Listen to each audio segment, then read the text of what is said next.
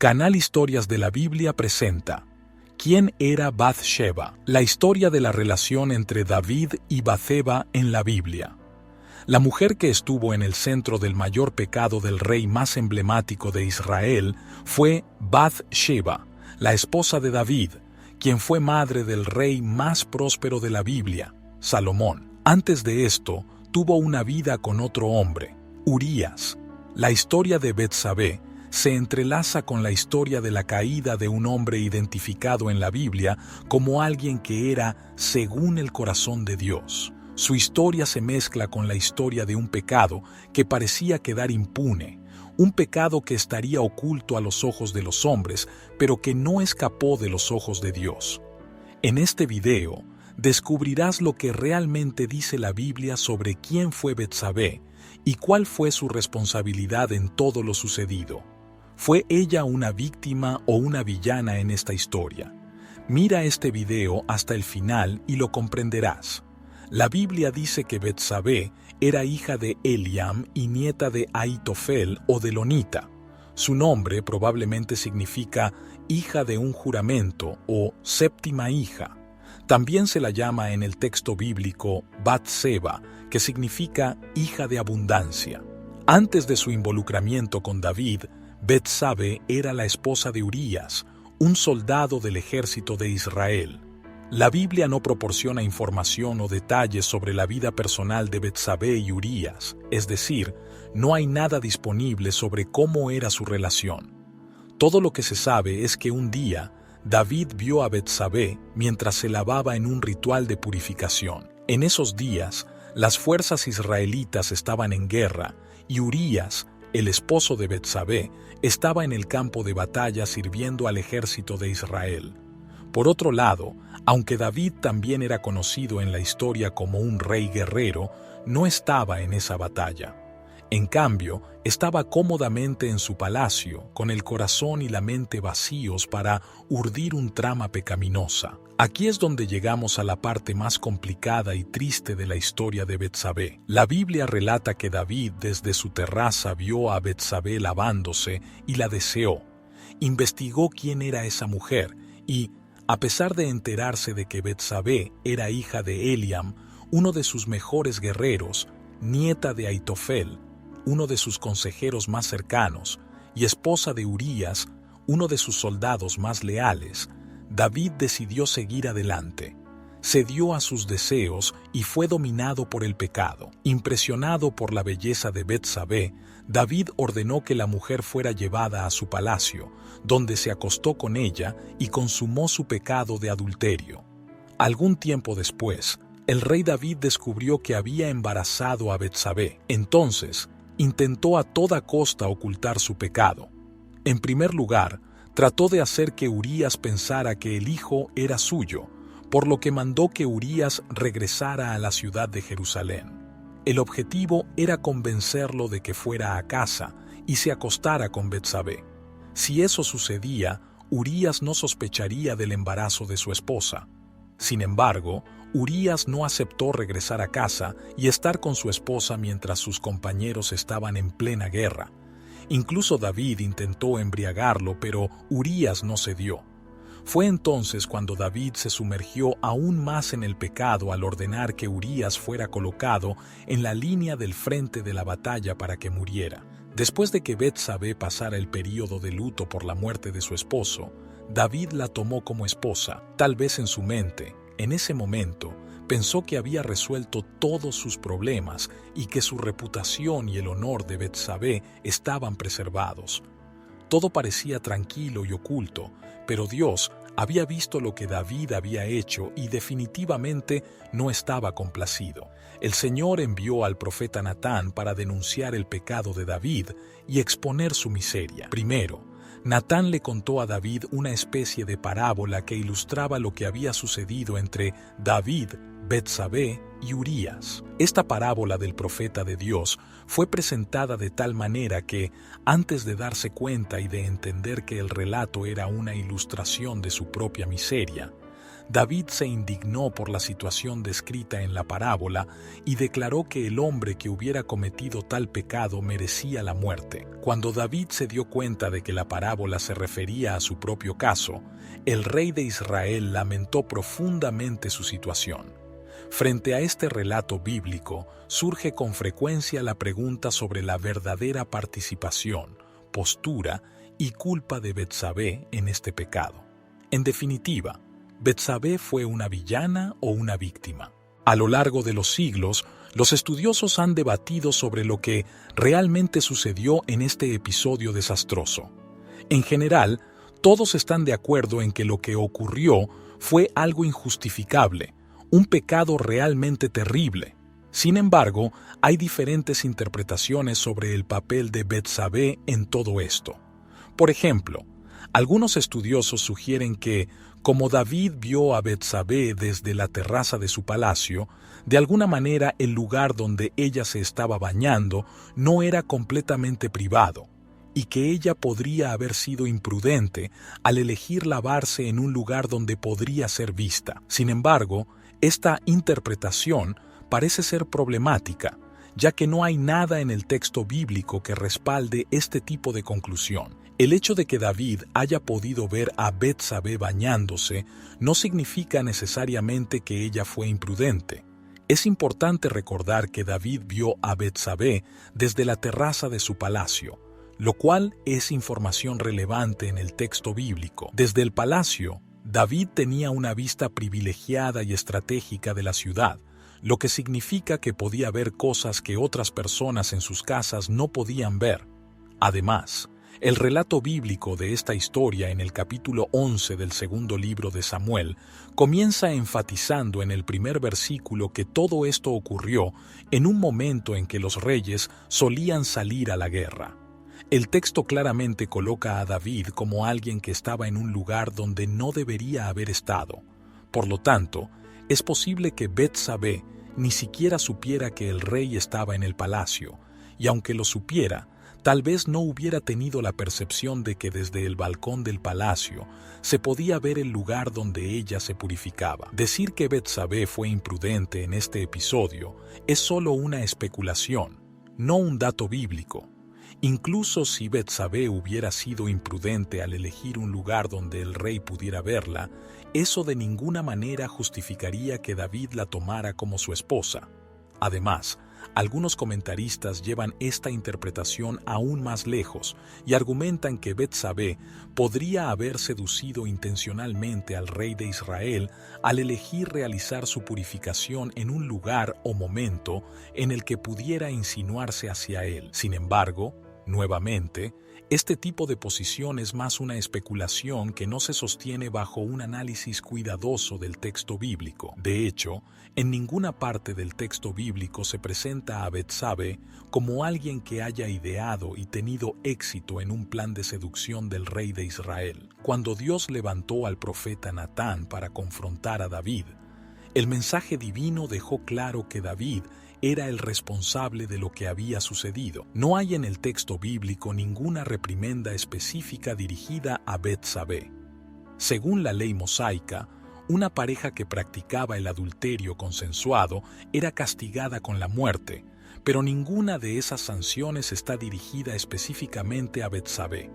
Específicamente en cuanto a Betsabé, en realidad, en la parábola de denuncia contra David, Betsabé es retratada como una oveja inocente que ha sido tomada, capturada o arrebatada de forma arbitraria por alguien más poderoso. Además, la reprimenda divina repetida en varias ocasiones en el texto bíblico indica que David tomó o se apoderó de una mujer sobre la cual no tenía ningún derecho legítimo. Esta verdad bíblica también desmiente una interpretación que a veces se encuentra en Internet, la cual sugiere que cuando David tomó a Betsabé, ella supuestamente tenía una carta de divorcio de su marido. Algunas personas se aferran a antiguas tradiciones judías que indican que cuando un hombre iba a la guerra, dejaba una carta de divorcio condicional para su esposa en caso de que algo malo le sucediera en el campo de batalla. La idea detrás de esto era darle a su esposa la oportunidad de contraer un matrimonio fuera de la ley del levirato. En ese caso, la viuda debía casarse con uno de sus cuñados. Con la carta de divorcio condicional, la mujer no se convertía en viuda en el momento de la muerte de su esposo, sino en mujer divorciada. Sin embargo, esto no cambia en absoluto la situación de David en relación a Betsabé. Incluso si Betsabé hubiera tenido una carta de divorcio con una cláusula retroactiva dada por Urías antes de ir a la guerra, lo cual es imposible de confirmar, aún así, cuando David se relacionó con Betsabé, Urías estaba vivo y era su esposo en ese momento. Además, fue el propio David quien posteriormente causó la muerte de Urías. De cualquier manera, la reprimenda de Dios contra David a través del profeta Natán no fue una reprimenda dirigida a alguien que se había relacionado con una mujer legalmente desvinculada, sino una reprimenda dirigida a alguien que había robado a la esposa de otro hombre. Una información importante es que el texto bíblico también relata el lamento de Betsabé por su esposo fallecido. Por lo tanto, desde una perspectiva bíblica, no queda otra interpretación sino la de que Betsabé fue una víctima en esta historia.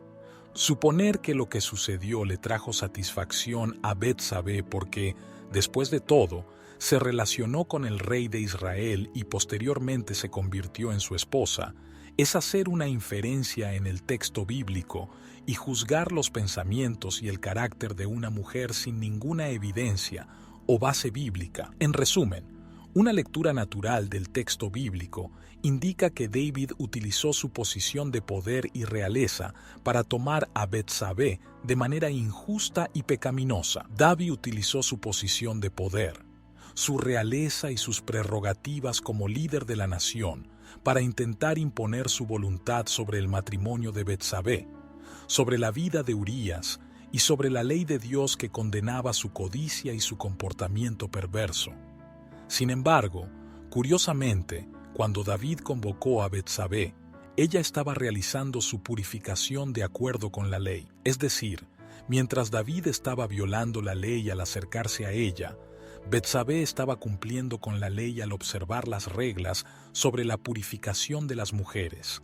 También es importante notar que el texto bíblico no emplea palabras que indiquen violencia física por parte de David hacia Betsabé. Por ejemplo, en un episodio posterior del mismo libro de Samuel, el escritor bíblico registra el desastroso incidente entre Amnón y Tamar.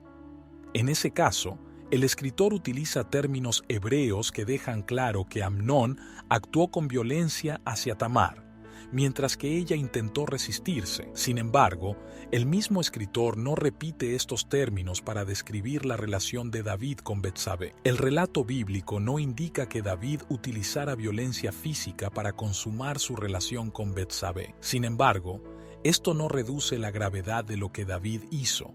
Aunque no se utilizó violencia física, David cometió una violación de la integridad de Betsabé. Algunas personas cuestionan por qué Betsabé no se resistió a relacionarse con David, por qué no se negó o por qué no pidió ayuda. En ese momento y contexto, cuando ocurrían situaciones de este tipo en el reino, normalmente la cuestión se llevaba ante el rey para que él pudiera resolverla de acuerdo con la ley, castigando al culpable y brindando apoyo a la víctima. Entonces, la pregunta que surge es, ¿a quién podría haber recurrido Betsabé en ese momento?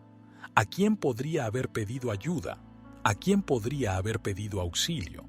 Además, según Deuteronomio 22, la ley mosaica no consideraba culpable a una mujer que no tuviera a alguien que la liberara de una relación no consensual. Betsabé fue víctima precisamente de aquel que tenía el deber de protegerla, ya que era líder de la nación. Ella fue víctima de alguien que utilizó su posición de autoridad y poder para coaccionarla. Fue víctima de quien estaba acostumbrado a dar órdenes y tener el control en ese contexto. El texto bíblico muestra que David dio órdenes y Joab lideró a Israel en una guerra, mientras que David se quedó donde no debía estar. Luego, David envió a sus siervos para que trajeran a la mujer que codiciaba, y posteriormente David envió nuevamente, y el esposo de esa mujer fue asesinado. Este patrón de David, de obtener lo que deseaba simplemente dando órdenes, llegó a su fin cuando fue confrontado por alguien que estaba por encima de todo obedeciendo a Dios en lugar de al rey. El profeta de Dios estaba sometido a una autoridad mucho más alta que la autoridad de David. Así, el rey que parecía intocable se dio cuenta de su miseria y de que era digno de muerte. La Biblia nunca oculta los errores y defectos de sus héroes. Quienes adoptan una interpretación que coloca a David como víctima de la situación, o peor aún, víctima de una mujer malintencionada, parecen querer ocultar lo que la Biblia denuncia. Parecen querer incluso ignorar lo que la Biblia reprueba y justificar lo que es injustificable según el estándar moral de Dios. En este punto, el texto bíblico muestra la gran diferencia entre David y Saúl, el rey que le precedió. David cometió errores, sí, pero temía al Señor y tenía un verdadero celo y compromiso con la voluntad de Dios. En contraste, Saúl siempre estaba más preocupado por encontrar justificaciones para sus errores en lugar de buscar el camino del arrepentimiento. David, por otro lado, comprendió que había transgredido la ley divina que tanto amaba y en la que se deleitaba. El Salmo 51 muestra toda su contrición delante de Dios debido al pecado que había cometido. Este salmo refleja su preocupación por no ser apartado de la presencia del Señor y tener el Espíritu Santo retirado de su vida. Sin embargo, a pesar de su genuino y sincero arrepentimiento, David no escapó de las consecuencias de sus acciones. En última instancia, la historia de David y Betsabé es un recordatorio poderoso de cómo incluso aquellos que son llamados hombres según el corazón de Dios pueden caer en el pecado y necesitan arrepentirse, enfrentar las consecuencias y buscar la restauración ante Dios. El hijo de su adulterio con Betsabé murió y su familia fue afectada por terribles y duraderas consecuencias. Poco después, en la continuación de la historia de David, Ahitofel, el abuelo de Betsabé que solía aconsejar al rey, comenzó a aconsejar a Absalón y lo apoyó en su intento de usurpar el trono de su propio padre. Curiosamente, fue el abuelo de Betsabé quien aconsejó a Absalón que violara a las concubinas de David ante todo Israel, cumpliendo así la profecía de Natán de que lo que David había hecho en secreto se haría en su contra delante de todo Israel. En relación a esto, muchos teólogos del Antiguo Testamento creen que la traición de Ahitofel contra el rey puede haber sido una represalia por parte de David por no aceptar lo que había hecho a su nieta Betsabé.